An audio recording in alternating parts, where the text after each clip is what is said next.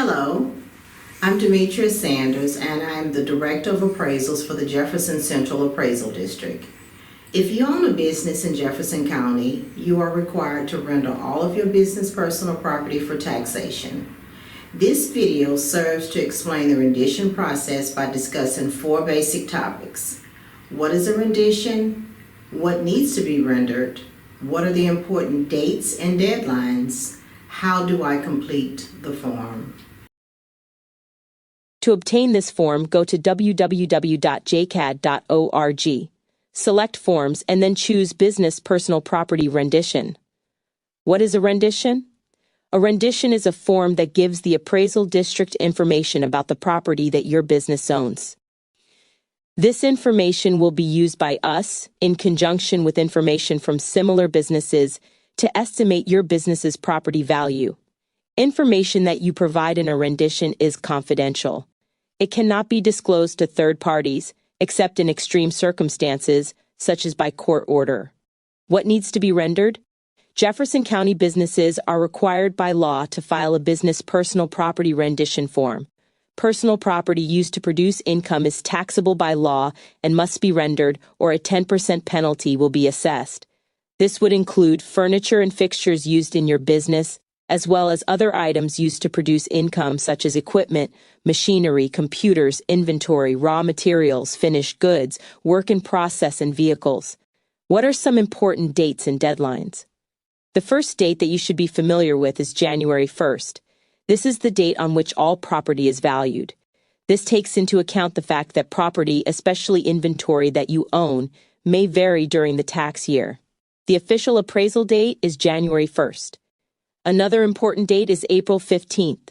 This is the deadline to file your rendition. If you decide to file your rendition by mail, it must be postmarked on or before April 15th. If you hand deliver your rendition, it must be in our office before the close of business on April 15th. If you are unable to file your rendition by the deadline, you may request a 30-day extension. Your request for extension must be in writing and filed with the appraisal district by April 15th. Your new deadline would then be May 15th. I will now discuss each section of the rendition form and its requirements. This discussion will also provide information regarding shortcuts that may be available to business owners to save time. First, we will look at Section 1. This section is required. The first information required is the business name, business owner, property location address, city, state, and zip code. Next is the email address and phone number. Both the email address and phone number are pertinent pieces of information shall the appraisal district need to contact you. Below that, the ownership type is optional. However, providing that optional information helps us to maintain more detailed and accurate information on your business, so we request that you complete all optional questions on the form. Section 2 then requires information regarding representation. The person filling out the form must indicate the capacity in which they are filling out the form. You will indicate that capacity by checking one of the 4 boxes provided at the beginning of Section 2, which are owner, employee, or employee of an affiliated entity of the owner, authorized agent, fiduciary, or secured party. Each of these choices has a very specific meaning. There are definitions of some of these terms attached to the rendition form on the last page. Should you need further explanation of these choices, please contact the appraisal district and someone will be glad to assist you. The second line of Section 2 asks for the name of the owner, authorized agent, fiduciary, or secured party. Also requested is the present mailing address, city, state, and zip code, as well as the area code and phone number for the person listed. Please fill in this information fully and completely. The third part of Section 2 asks, is this a related business entity? This question is asking if there are any other associated businesses that are operating at this location. Due to new legislation passed, the appraisal district is required to keep track of businesses that may be operating at the same location and under the same ownership, but under different business names. The next question asks whether you are a party with a security interest in the property subject to this rendition, and whether the historical cost new is more than $50,000 as defined by Tax Code Section 22.01. This generally will apply to someone other than the owner of the property being rendered and will likely not be a concern for the majority of filers.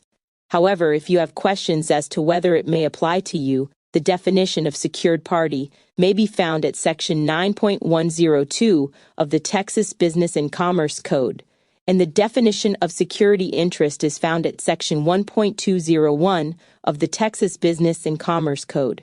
Again, some pertinent definitions are also attached to the form, should you have need to refer to them. If you need further assistance with this question, please call our office, and an appraiser will be glad to assist you. The last part of Section 2 requests. If you checked yes to this question, you must attach a document signed by the owner indicating consent for you to file the rendition. Without this authorization, the rendition is not valid and cannot be processed. Section 3 is called the affirmation of prior year rendition. This is one of the shortcuts that I referred at the beginning of this presentation. You may feel that you do not need to render if everything is the same as last year. If that's the case, then there is a quick shortcut. Simply check the box in Section 3. If your assets on January 1st of last year are still the same on January 1st of this year, be sure to fill in the blank with the tax year that you are indicating to be the same as the current year. If you check this box, then that is all that needs to be done. You simply skip to Section 6, sign and date the form, and mail it to our office. Section 4 is optional. You may choose to complete this section or not.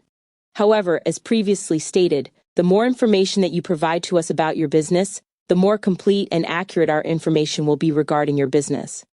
The questions in this section request that you indicate the type of business that you operate by checking the proper box. Also requested is A. Description of your business. If the business was sold, the date sold is requested along with the business start date at new location, the new owner, and the new location, including city, state, and zip code. Over to the right in Section 4, you are asked to provide the square feet occupied, sales tax permit number, business move date, and business close date. The last line of Section 4 asks that you check the yes or no box as to whether assets of the business remained in place as of January 1st.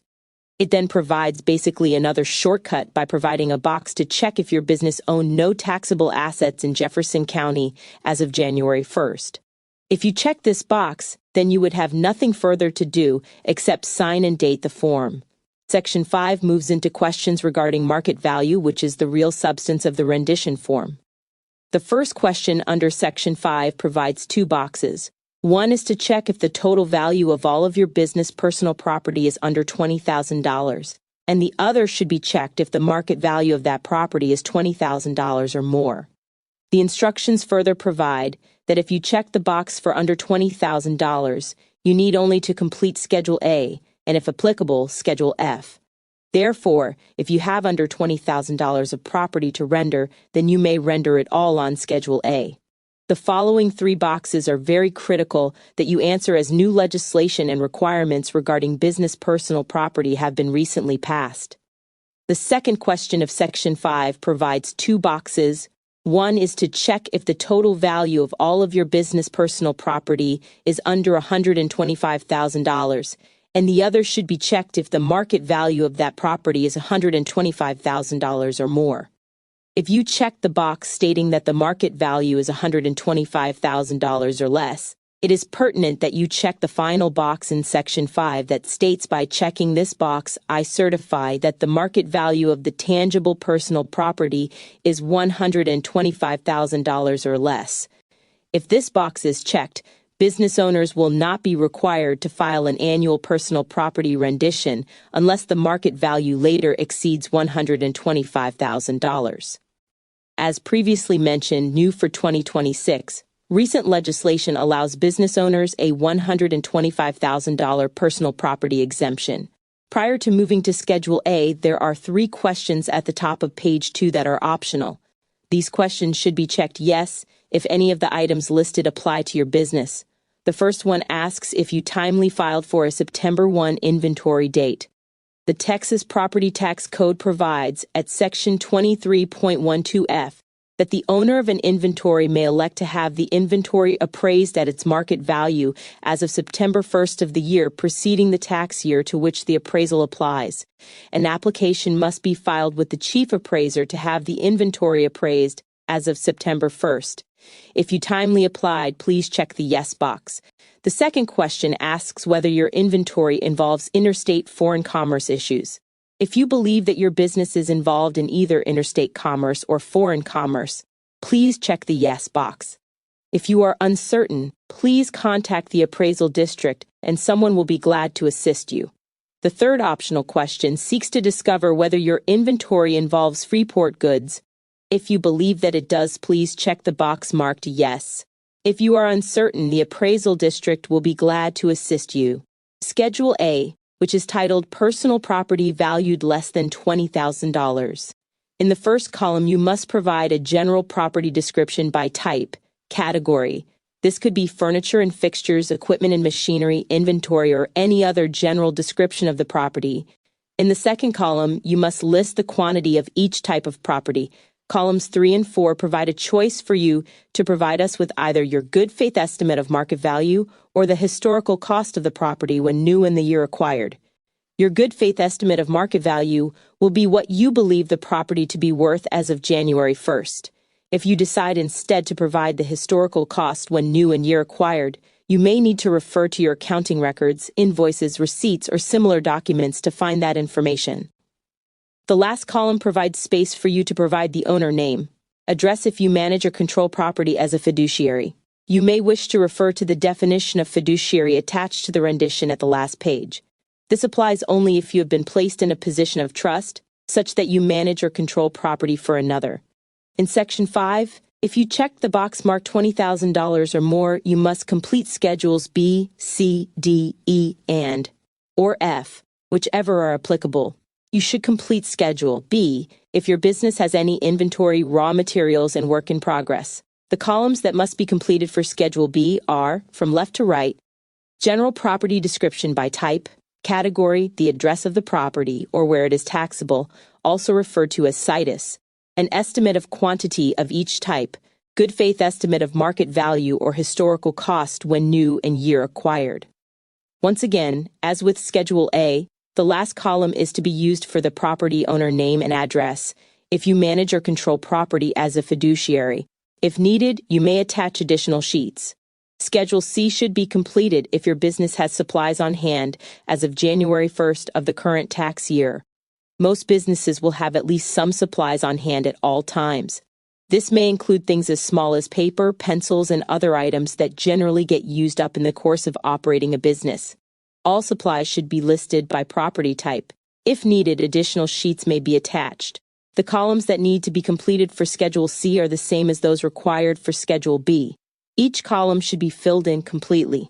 Schedule D is information regarding company vehicles, trailers, and special equipment. Only vehicles that are licensed in the name of the business as shown on page 1 should be listed. Vehicles disposed of after January 1st are taxable for the current tax year and must be listed on Schedule D. Additional sheets may be attached if more space is needed. Any leased vehicles should be reported in Schedule F showing the name and address of the owner, so that they may be set up in the name of the owner on the tax roll. In the far left column of Schedule D, you must list the year model for the vehicle. Moving to the right, the next 3 columns, make, model, and vehicle identification number, are all optional. However, as previously noted, the more information you provide, the more complete and accurate your information will be reflected in our records. Therefore, this information is important to us, and we ask that you provide as much detail as possible. The next 3 columns to the right in Schedule D are the same as the previous schedules, requesting a good faith estimate of market value or historical cost when new and year acquired. Schedule E is the place where you list furniture and fixtures, machinery and equipment, office equipment, computer equipment, and other items not listed in any other schedule. Within Schedule E, there are actually 6 separate schedules. The first one is for furniture and fixtures. The second one is for machinery and equipment, and the third is for office equipment. From left to right, you must provide the year acquired and historical cost when new or a good faith estimate of market value. The next 3 schedules in order of occurrence on the form are used for computer equipment, POS servers, mainframes, and other.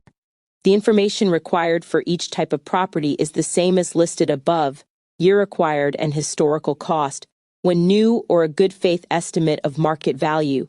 In the last schedule under Schedule E, you are requested to list any other items not listed in any other schedule. Schedule F requires that you provide information regarding any property that is in your possession or under your management on January 1 by bailment, lease, consignment, or other arrangement.